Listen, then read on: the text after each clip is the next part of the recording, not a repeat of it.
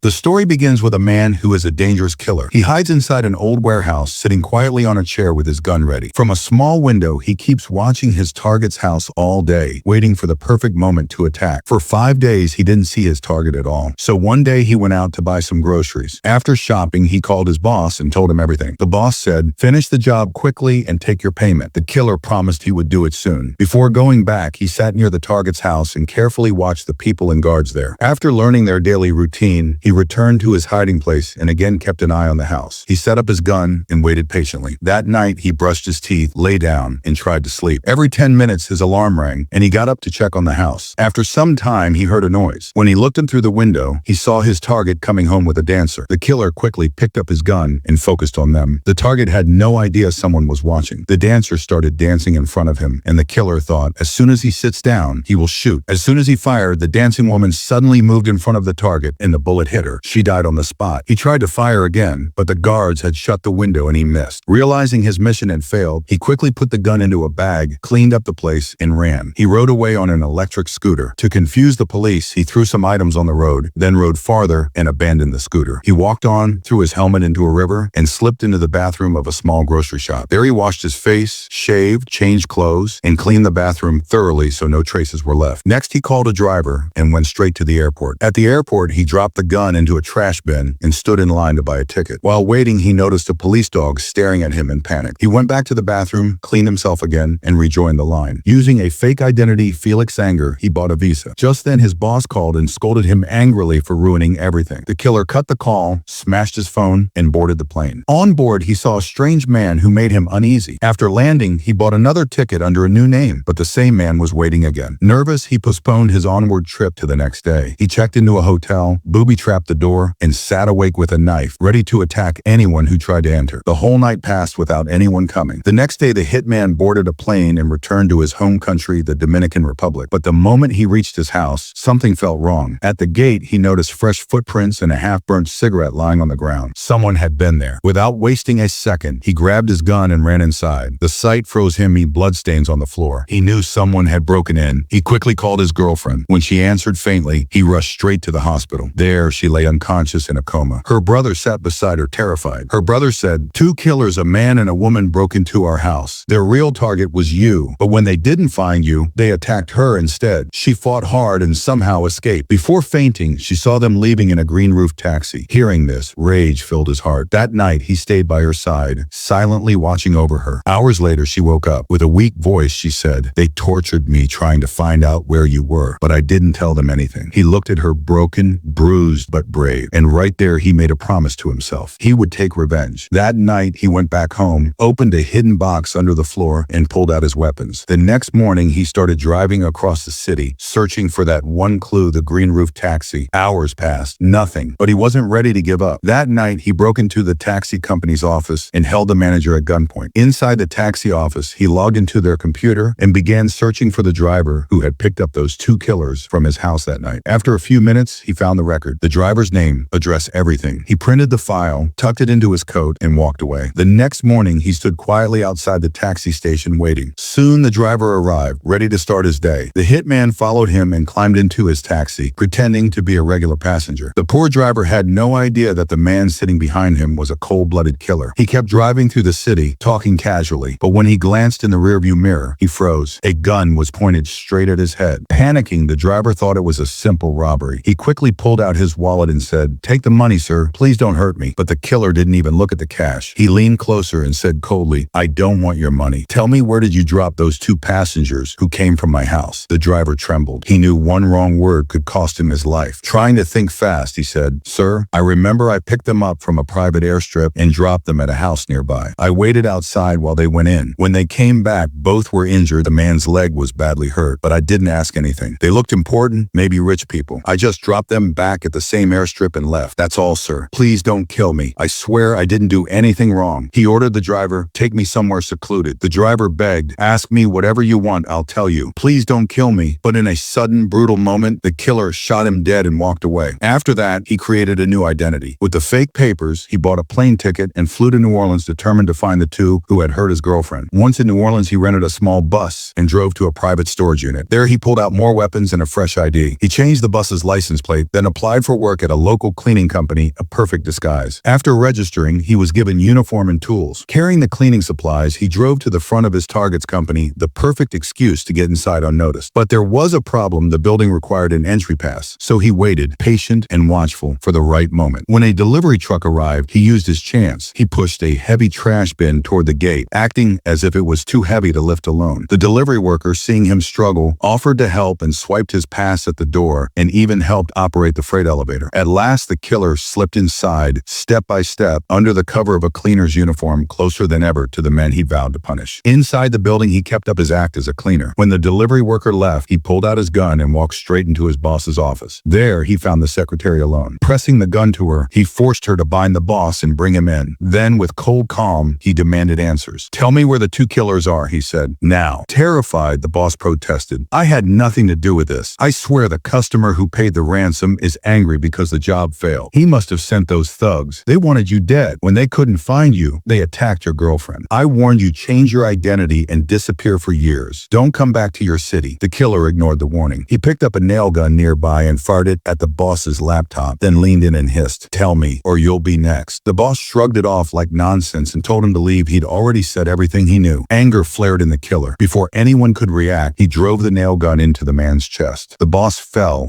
dead almost instantly. There was no time for answers. Shocked and frustrated, the killer turned to the secretary thinking, should I kill her too? He didn't want to leave witnesses or loose ends. The secretary understood his plan, but she also understood her only chance to help her children. "I know you won't leave me alive," she whispered, "but if you kill me, hide my body so it looks like an accident. That way my children can claim the life insurance money. I'll tell you who sent those two killers. Just promise the money goes to my kids." He thought about it, then he agreed. He untied her and let her go for now. He wrapped the boss's body and shoved it into a trash bin. After cleaning the office, he followed the secretary out to her car. On the drive, she begged for her life. "I'll do whatever you say. Please spare me." He didn't answer. When they reached her garage, she panicked and tried to scream so someone might hear. No one did. Inside the garage, she showed him what she knew, the names and a postcard that proved who had ordered the hit. Once he had the information he wanted, he killed her, broke her neck, and shoved her down the stairs to make the death look like an accident so her children could collect the insurance. Satisfied the loose ends were tied, he returned to the storage unit. He burned his handler's body there, then went to a bridge and scattered the last of the ashes into the wind. No one suspected a thing. That night, he cleaned the bus until it looked spotless. He tossed the fake license plate and returned the rental the next morning. Then he headed straight to Florida, determined to find the two who had tortured his girlfriend. He decided to hunt the man first, then the woman. He watched the killer's house from a distance and noticed a few men outside playing with a dog. One man limped the same limp he remembered. He waited all day for the right moment. In the evening, he followed them to a casino and kept them under sight. Then after dark, he returned to the house. Around midnight, one of the killers came home alone. The revenge plan finally began. A dog barked at him as he approached. Calmly, he fed the animal something laced with a sedative so it would sleep. Once the dog was quiet, he slipped inside and launched his attack. But the man had expected trouble. The two clashed in a fierce fight, blows and strikes in a tight, violent struggle. When the killer reached for a gun, our man ducked into a nearby room and shouted, "John, I know your real name. Come and finish this. End it all. Destroy the proof." The man recognized him and moved toward the door. From the doorway, he fired across the frame. John fell. The gunshot woke the dog, which ran to its owner's side, but by then the killer had already escaped. He locked the dog in the garage, then threw a petrol bomb at the house. Flames spread fast and the building erupted in a huge blast. He was gone before the chaos fully took hold. Next, he turned his attention to Teresa, the woman who had helped torture his girlfriend. Using another false identity, he caught a flight to New York. On arrival, he rented a car and drove straight to her neighborhood, every step bringing him closer to the revenge he had sworn to take. He waited all day, watching for the right moment. That night, Teresa left her house and went to an expensive restaurant with a man. When the man left, the killer slipped inside. Teresa saw him and knew he had come to kill her. She ordered an expensive drink and asked quietly, "Did you kill your handler?" He nodded. She took a slow sip and said, "I did what my client asked. It wasn't personal, not against you or your girlfriend. I never wanted this." He listened. "I came only to kill you," she admitted, "but when you were not there, my partner did the torture." Hearing this, the killer stayed unmoved. He refused to let her go. Teresa led him to a quiet park to decide who would live. As they walked down the stone steps, she slipped and reached out for help. He didn't grab her hand. Instead, he fired, and she tumbled down the stairs, lifeless. Knowing she might have been carrying a hidden knife, he left no chance to be surprised. He walked away from the park and caught a flight to Chicago, the next stop on his list, the man who ordered the whole attack. A little digging told him the client was extremely wealthy and therefore dangerous. Killing him would be harder. So he began watching the house, learning its patterns. One morning, when the man drove out of the garage, the killer blended into the street like any passerby. Waiting for his chance, he suddenly moved, slipping toward the garage door, ready to make his next move. He stopped when he found the house door locked. Calmly, he took a photo of the lock and began researching how to open that exact model. He ordered a special cloning device, then quietly moved money, all his savings, into another country, into an account under the name Jefferson. Next, he bought a gun from a local dealer. When the cloning device arrived, he booked a gym session on the same floor where the client lived. He waited for a cleaner to leave, stole a worker's access pass, and used it to make a copy. That night, using his fake ID and the copied pass, he walked into the building and slipped up to the client's floor. The client didn't recognize him at first. "Who are you? How did you get in?" the man asked. The killer showed the postcard the secretary had given him, the one with the name of the person who ordered the hit. At once, the client remembered him. He tried to deny any role. "I had nothing to do with sending those two," he said. Then the truth came out. When the killer's first mission failed, the handler didn't accept it. The handler pressured the client for more money, another $1,500, and wanted the killer finished, so no evidence remained. The client insisted he hadn't sent those thugs. He just paid the ransom and walked away. Hearing this, the killer believed him, at least enough to spare him. But before leaving, he warned the client to never reveal his identity. Terrified, the client agreed. After that, the killer flew back to the Dominican Republic. He stayed by his girlfriend's side as she healed. He gave up the path of violence and began living quietly like an ordinary man.